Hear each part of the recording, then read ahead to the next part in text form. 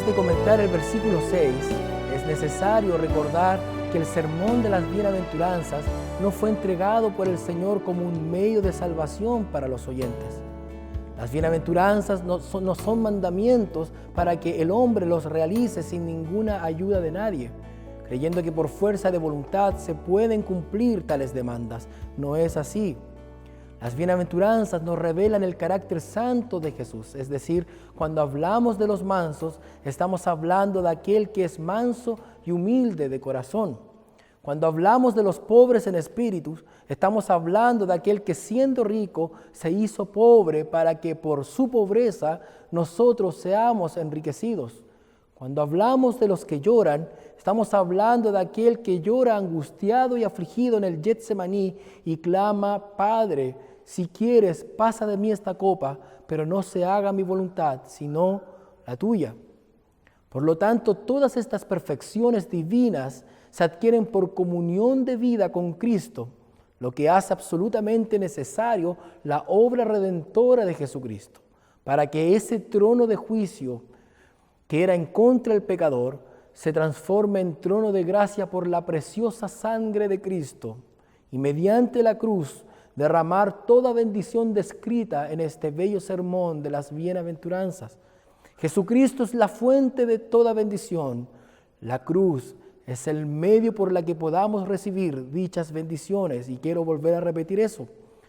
Jesucristo es la fuente de toda bendición.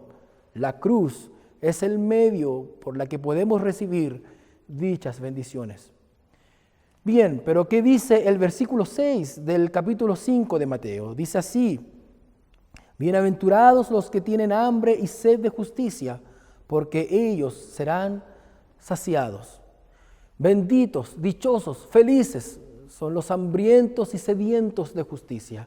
La metáfora de tener hambre y sed se usa particularmente para expresar un profundo deseo espiritual y confesar las necesidades del alma. El salmista dice: como el ciervo brama por las corrientes de las aguas, así clama por ti, oh Dios, el alma mía. Mi alma tiene sed del Dios, mi alma tiene sed de Dios, del Dios vivo. Hambre y sed de justicia es sentir en la intimidad del corazón una profunda, intensa y continua necesidad, cuya necesidad nos lleva a clamar: Dios, Dios mío eres tú. De madrugada te buscaré, mi alma tiene sed de ti, mi carne te anhela en tierra seca y árida donde no hay aguas. Este sentir podría expresarse de la siguiente manera: benditos son los que mueren de hambre y de sed.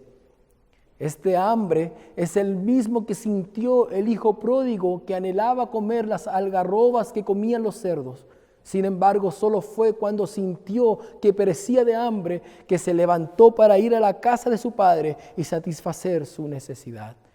El hambre y la sed no está relacionado con cosas materiales, sino con la justicia. Pero, ¿de qué justicia está hablando el Señor? Indudablemente, esta justicia tiene que ver con justicia imputada.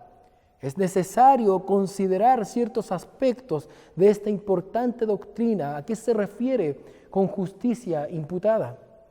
Justicia imputada es aquella que Dios justifica al injusto y perdona al pecador, sobre la base de la obra de Cristo en la cruz del Calvario. Es decir, al momento de creer y aceptar la obra de la cruz, la justicia de Cristo es imputada y aplicada en el corazón del pecador, y así declararlo justificado de sus pecados. Por los méritos de Jesús, no por nuestros méritos, no por lo que nosotros hacemos, por nuestras obras, sino es por los méritos de Jesús y lo que Él hizo en la cruz del Calvario. El hombre es incapaz de alcanzar por sí mismo la justicia que justifica, por cuanto todos somos suciedad y todas nuestras justicias como trapos de inmundicia, y caímos todos nosotros como la hoja, y nuestras maldades nos llevaron como viento, dice el profeta Isaías. No hay acción humana que sea capaz de purificar al pecador de la mancha de su pecado. Como escribía el profeta en palabras del Señor: aunque te laves con lejía y amontones jabón sobre ti, la mancha de tu pecado permanecerá aún delante de mí, dijo Jehová el Señor. La justicia para salvación procede de Dios en base a la obra de Cristo en la cruz del Calvario. Solo por gracia, mediante la fe, es posible la justificación del pecador. Aquel que tiene hambre y sed de justicia es aquel que quiere más de la cruz con que Cristo le amó y se dio a sí mismo por él. En esta bienaventuranza, la cruz se nos presenta como el lugar en donde Dios revela su justicia y santidad en la persona gloriosa de Jesucristo, el unigénito Hijo de Dios. No se puede sentir una profunda necesidad de Dios si estamos satisfechos de nuestras propias obras que enaltecen el yo arrogante y soberbio. El religioso está saciado de su propia justicia. Por eso que el Señor dijo en el Sermón del Monte: porque os digo que si vuestra justicia no fuere mayor que la de los escribas y fariseos, no entraréis en el reino de los cielos. La cruz de Cristo produce una profunda necesidad en el alma del creyente, que al impulso de su espíritu nos lleva a postrarnos delante del Señor para estar y vivir en comunión con Él. La cruz ofende nuestro orgullo y nuestra autojusticia, colocándola en su debido lugar, a tal punto de convencernos que nuestras muchas oraciones, nuestros ayunos y actividades que realicemos en nuestras iglesias jamás han podido y podrán satisfacer la ira de Dios. No hay obra que el creyente pueda hacer para Dios que se compare a la obra de Jesucristo al morir por nosotros en la cruz del Calvario. Esa es una obra incomparable. El evangelista dio testimonio de aquella voz que se escuchó en los cielos que decía: este es mi Hijo amado, en quien tengo complacencia. El que tiene hambre y sed de justicia dice: no es por lo que hago, sino por lo que Él hizo. ¡Aleluya! El apóstol Pablo declara que Cristo nos redimió de la maldición de la ley, hecho por nosotros maldición, porque escrito está: maldito todo aquel que es colgado en un madero. Y es por esa misma razón que Jesús afirma que no ha venido para abrogar la ley o los profetas, sino para cumplir. El que tiene hambre y sed de justicia que produce el Espíritu en el corazón de aquel que mira la cruz, reconoce que necesita una justicia mayor para llevar a cabo las demandas divinas en el poder del Espíritu y en plena dependencia de Él. El hambre y sed de justicia conduce al creyente a ocuparse de su salvación con temor y temblor. ¿Han escuchado ese texto? ¿Lo han leído? Ocupaos de vuestra salvación con temor y temblor. Y muchos llegan hasta ahí, pero continúa el texto diciendo: sabiendo que es Dios quien produce el querer como el hacer por su buena voluntad. Lo puedes buscar en Filipenses capítulo 2, verso 12. Por tanto, la cruz, al comunicar al creyente por el Espíritu Santo el hambre y sed de justicia, comenzará a producir por la acción del Espíritu obras de justicia que glorifican a Dios. Es decir, aquel que ha dejado de orar, aquel que ha dejado de congregarse, aquel que ha dejado de meditar en su palabra y cumplir su voluntad, comenzará a experimentar una profunda necesidad de orar más para estar en comunión con su Padre. Comenzará a meditar en su palabra y a escudriñar y a desear como niños recién nacidos la leche espiritual no adulterada, para que por ella crezcáis para salvación.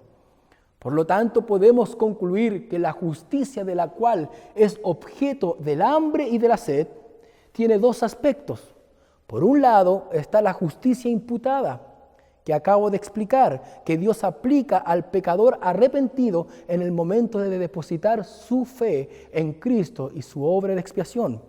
Y como consecuencia de esa obra se encuentra la justicia impartida o la justicia práctica, que se manifiesta en obra, que se manifiesta en la práctica de aquella justicia.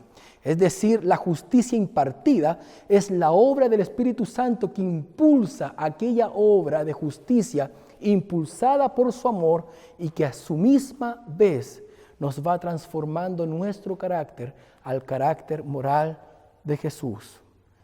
Por lo tanto, amados hermanos, es importante entender estos dos aspectos: justicia imputada, justicia impartida. Aquellas obras que tú realices deben ser impulsadas por el Espíritu Santo de Dios que mora en nosotros. La razón de la bendición, la razón de la bienaventuranza para aquellos que tienen hambre y sed de justicia es porque ellos serán saciados. ¡Qué bendición más preciosa es esa! ¿No les parece a usted? Esta es la bendición y la razón por la cual los sedientos de justicia son bendecidos y dichosos. El vocablo saciar proviene y significa llenar plenamente. Dios es el encargado de que sus hijos estén plenamente satisfechos de su hambre y de sed. El Señor Jesús dijo: yo soy el pan de vida. El que a mí viene nunca tendrá hambre, y el que en mí cree no tendrá sed jamás. Permítame orar. Te damos gracias, Señor, por esta palabra que tú nos has dado, por este maravilloso versículo, maravillosa enseñanza. Ayúdanos, produce hambre en nosotros, produce hambre por tu palabra, produce una necesidad profunda por tu Espíritu Santo de estar en comunión contigo, de vivir en comunión contigo para reflejar tu gloria, para reflejar tu carácter en nuestra vida. Ayúdanos, Señor, ayúdanos. Produce hambre en medio de tu pueblo, un volver a la cruz, un volver a tu palabra, un deseo genuino de buscar tu rostro y de escudriñar tus escrituras, porque en ellas tenemos vida y por ella vivimos. Gracias, Jesús, bendícenos y ayúdanos en el nombre de Jesús, para la gloria de Dios. Amén y amén. Dios le bendiga mucho y continúe viéndonos en el siguiente capítulo. Dios te bendiga.